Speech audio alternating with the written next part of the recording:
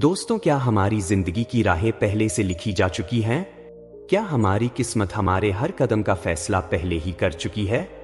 या फिर हम अपने कर्मों से उस लिखी हुई तकदीर को बदल सकते हैं? यह सवाल उतना ही पुराना है जितनी ये दुनिया। हम में से हर इंसान अपनी मंजिल पाने की कोशिश में लगा रहता है, लेकिन जब रास्ते में रुकावटें आती हैं, जब मेहनत के बाद भी नतीजे नहीं मिलते, तो कहीं न कहीं दिल में ये ख्याल जरूर आता है कि क्या ये मेरी किस्मत में नहीं था? लेकिन रुकिए, क्या यह सच है कि हमारा भाग्य पहले से तय है? अगर हाँ, तो हमारी मेहनत का मतलब क्या है? सोचिए, अगर भाग्य पहले से तय होता तो क्या इंसान का संघर्ष, उसकी मेहनत, उसका सपना सब व्यर्थ हो जाते? फिर क्यों कोई बूढ़ा किसान अपने खेत में खून पसीना एक करता है? क्यों एक माँ अपने बीमार बच्चे के लिए रात दिन एक कर देती है? और क्यों एक साधारण आदमी अपने छोटे छोटे सपनों के पीछे भागता है, गिरता है, फिर उठता है, हर मुश्किल से लड़ता है? दोस्तों, आज की इस अनोखी कहानी में हम उसी रहस्य को जानेंगे जो सदियों से हमारे मन को बेचैन करता आ रहा है। हम उस चक्र की गहराई में उतरेंगे जहां भाग्य और कर्म की शक्तियां आपस में टकराती हैं। क्या सच में हमारी किस्मत किसी अदृश्य ताकत के हाथों में बंधी है, या फिर हमारे कर्म ही हमारी तकदीर का निर्माण करते हैं? तो तैयार हो जाइए इस रोमांचक सफर के लिए, क्योंकि यह कहानी सिर्फ एक सवाल का जवाब नहीं, बल्कि हमारे जीवन के हर छोटे बड़े फैसले पर गहरा असर छोड़ने वाली है। तो दोस्तों, सुनिए इस कहानी को अंत तक। शायद इस जवाब में कहीं आपके अपने जीवन का रहस्य भी छिपा हो। तो चलिए इस रहस्यमयी सफर की शुरुआत करते हैं। दोस्तों, बहुत समय पहले की बात है। आरव एक सामान्य परिवार का लड़का था जो एक छोटे से गांव कस्बापुर में रहता था। उसका परिवार मेहनती था, लेकिन आर्थिक रूप से संघर्ष कर रहा था। उसके पिता किसान थे और उसकी मां घर का ही काम करती थी। घर में छोटी बहन भी थी जो पढ़ाई कर रही थी।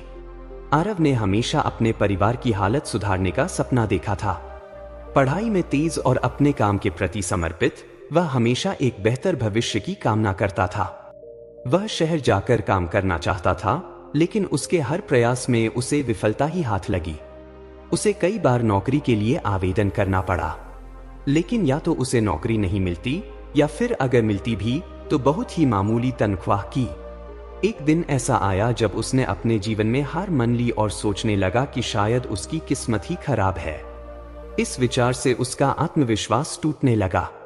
हर रात उसे एक अजीब सी बेचैनी होती, जैसे उसके सारे प्रयास व्यर्थ जा रहे हों।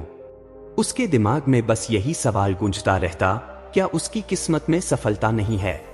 ऐसे ही कुछ दिन बीते। फिर एक दिन आरव ने सुना कि पास के जंगल में एक साधु अम्हा ठहरे हैं, जिनके बारे में कहा जाता है कि वे भाग्य और जीवन की रहस्यमयी बातें जानते हैं। लोग उनके पास अपने सवालों का जवाब पाने आते थे और हमेशा संतुष्ट लौटते थे। आरव ने सोचा कि शायद यह आखिरी उम्मीद है और उसने साधु से मिलने का निर्णय लिया। गांव से दूर जंगल में उस दिन हल्की बारिश हो रही थी। आरव भटकते भटकते अम्हा के आश्रम तक पहुंचा। वहां उसने देखा कि साधु शांत मुद्रा में ध्यान लगाए बैठे थे। आरव ने साधु को प्रणाम किया और उनके पास में बैठ गया। कुछ समय बाद साधु भी अपनी ध्यान मुद्रा से बाहर आए और उन्होंने आरव से पूछा, बोलो बेटा, क्या पूछना चाहते हो? आरव ने अपने थके हुए मन से साधु को अपने जीवन के संघर्ष और विफलताओं की कहानी सुनाई।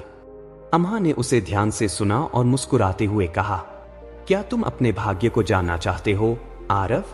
आरव ने थोड़ा झिझकते हुए हामी भर दी। साधु ने उसे 7 दिनों तक अपने पास ही रहने का निमंत्रण दिया और कहा, 7 दिन तुम्हें यहाँ एक पेड़ के नीचे ध्यान लगाना है। हर दिन तुम्हें एक नई चीज दिखेगी जो तुम्हारे भाग्य के बारे में कुछ सिखाएगी, लेकिन तुम्हें धैर्य रखना होगा। साधु की बात सुनकर आरव कुछ सोच में पड़ गया। आरव सोचने लगा कि जीवन में सब कुछ तो करके देख लिया, पर कुछ हासिल नहीं हुआ। क्यों न एक बार साधु जी की भी बात मान करके देख लूं। साधु ने आरव को देखा और बोले, बेटा, किस सोच में डूब गए? अगर तुम्हें अपना भाग्य जानना है तो तुम्हें रुकना पड़ेगा, अन्यथा तुम यहाँ से जा सकते हो। साधु की बात सुनकर आरव बोला, बाबा जी, मैं रुकने के लिए तैयार हूं। पहले दिन आरव ने पेड़ के नीचे ध्यान लगाया तो शाम को उसने एक बूढ़े आदमी को देखा जो वहां आकर फूट फूट कर रोने लगा। बूढ़ा व्यक्ति अपनी बीमारी से जूझ रहा था और अपने परिवार की मजबूरियों की वजह से इलाज नहीं करा पा रहा था। यह देख आरव को अपनी मुश्किलें बहुत छोटी लगने लगी। उसे लगा कि शायद उसकी परेशानियां इतनी बड़ी नहीं जितना उसने सोचा था। फिर दूसरे दिन एक किसान पेड़ के पास आया और उसने अपने सूखे खेत के बारे में विलाप किया। किसान ने सालों मेहनत की थी, लेकिन बारिश के अभाव में उसकी फसल बर्बाद हो चुकी थी। उस किसान को देखकर आरव को प्रकृति की मार के बारे में पता चला। तीसरे दिन एक युवा माँ अपने बच्चे को गोद में लेकर आई और भगवान से अपने बच्चे की बीमारी को ठीक करने की प्रार्थना करने लगी। उसकी आंखों में विश्वास और धैर्य झलक रहा था। यह देख आरव को महसूस हुआ कि चाहे कैसी भी परिस्थितियां हों, विश्वास और धैर्य रखना बहुत जरूरी है। चौथे दिन एक बूढ़ी महिला आई जो कई वर्षों से अपनी बेटी से मिलने की राह देख रही थी। उसने अपनी बेटी की खोज के लिए अपनी पूरी जिंदगी लगाई थी, लेकिन उसने कभी हार नहीं मानी। बूढ़ी महिला को देखकर आरव ने सोचा कि कितना अद्भुत धैर्य और प्रेम है उस महिला के दिल में।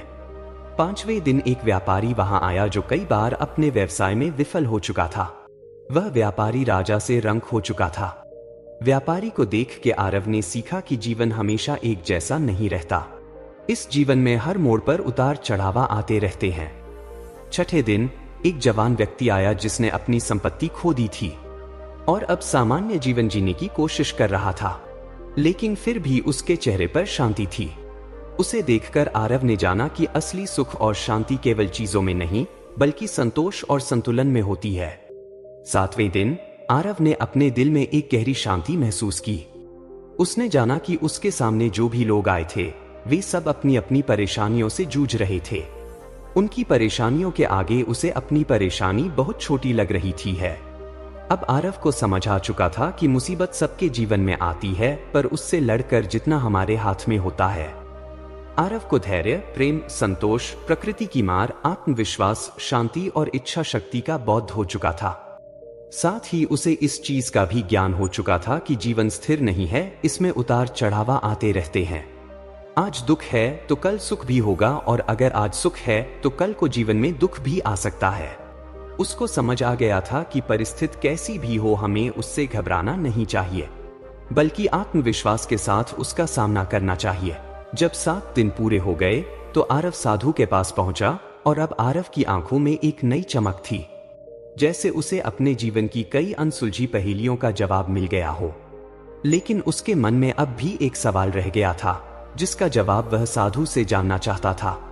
आरव ने साधु से कहा, महाराज, मैंने इन 7 दिनों में बहुत कुछ सीखा। मुझे समझ आया कि हर इंसान अपने अपने संघर्षों से जूझ रहा है और किसी का जीवन आसान नहीं है। लेकिन मैं अब भी ये नहीं समझ पा रहा कि क्या मेरी मेहनत और धैर्य से मेरा भाग्य सच में बदल सकता है, या फिर सब पहले से तय है। साधु ने अपनी गहरी, शांत आंखों से आरव को देखा और एक मधुर मुस्कान के साथ बोले, आरव, भाग्य और कर्म एक ही सिक्के के 2 पहलू हैं। भाग्य तुम्हारी जिंदगी में रास्ते बनाता है और कर्म उन रास्तों पर तुम्हारे कदम बढ़ाते हैं। यह सच है कि कुछ परिस्थितियां पहले से तय होती हैं, लेकिन तुम उनके प्रति कैसी प्रतिक्रिया देते हो, वह तुम्हारे कर्म पर निर्भर करता है। साधु ने एक उदाहरण देते हुए समझाया, मान लो तुम्हारे भाग्य में एक ऊंची पहाड़ी के सामने आना लिखा है, एक रुकावट जो तुम्हें रोक सकती है। अब तुम्हारे पास 2 विकल्प हैं। एक विकल्प यह है कि तुम इसे देखकर हार मानकर वापस लौट जाओ। दूसरा विकल्प यह है कि तुम उसे पार करने की कोशिश करो, चाहे उस पहाड़ी पर चढ़ना पड़े या उसके इर्द गिर्द रास्ता बनाना पड़े। तुम्हारे कर्म तुम्हारे रास्ते का निर्णय लेते हैं, और यही वह शक्ति है जो तुम्हारे भाग्य को भी बदल सकती है। आरव ध्यान से सुन रहा था। साधु ने अपनी बात को आगे बढ़ाते हुए कहा, याद रखो, भाग्य का लिखा मिटाना आसान नहीं, लेकिन सच्चे, निस्वार्थ कर्म और धैर्य के साथ तुम इसे मोड़ सकते हो। यह धैर्य ही तुम्हें कठिनाइयों से लड़ने की शक्ति देता है। कई बार जो चीजें अभी तुम्हारे लिए ठीक नहीं होती, उन्हें समय पर ही मिलना होता है। फिर साधु ने आखिरी सीख दी, आरव, असली भाग्य वही है जो हम खुद अपने कर्मों से बनाते हैं। जो अपनी कठिनाइयों में धैर्य रखता है और अपने कर्मों में सच्चाई रखता है, उसका भाग्य भी उसके लिए वही रास्ते खोलता है जो उसके कर्मों का फल है। इसे समझना ही असली ज्ञान है, अपने कर्मों में विश्वास और धैर्य का सहारा लो और फिर देखो कैसे तुम्हारा भाग्य तुम्हारे हिसाब से बदलता है। साधु की इन बातों ने आरव के दिल और दिमाग में एक नया विश्वास जगा दिया। उसने महसूस किया कि उसके पास अपने जीवन को बदलने की शक्ति है और वह अपने कर्मों के जरिए अपना भाग्य भी बदल सकता है। इस अमूल्य ज्ञान के साथ वह साधु को प्रणाम कर वहां से लौटा, मानो उसे अपनी जिंदगी की राह मिल गई हो। इस अंतिम संदेश ने आरव के जीवन को नया अर्थ दे दिया कि असली भाग्य हमारे धैर्य और कर्मों की देन है। तो दोस्तों, हमारी इस कहानी से अगर आपने कुछ नया सीखा तो इस वीडियो को जरूर लाइक करें।